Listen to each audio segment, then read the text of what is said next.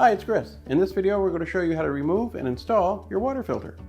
Replacing the filter is a very easy job to do. It does not require any tools whatsoever, but I do recommend you have a couple of empty water glasses handy. Keep in mind, if your machine needs to be repaired, it's usually simple enough to do it yourself. Visit PartSelect.com, enter your model number, and quickly find and order the part you need. So the main reason you're looking to change your water filter is you're starting to notice a little bit of difference in taste in your water from what you used to be. That's usually the first indicator that it's time to change your water filter. So to remove your filter, you simply go to twist the old water filter counterclockwise to remove it.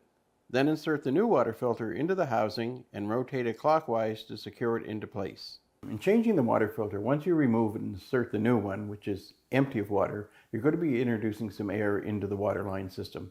So it's a good idea to bleed that out. So to bleed the air, we simply need a couple of glasses, and we're just going to run some water, and you'll see that that air comes through. One of the indications you haven't gotten all the air out is that sometimes this will continue to drip even after you've taken the glass away. Some water will still be trickling out. That's a sign there's still air in the system, and you just need to run another glass of water through. And it's just that easy to change the water filter.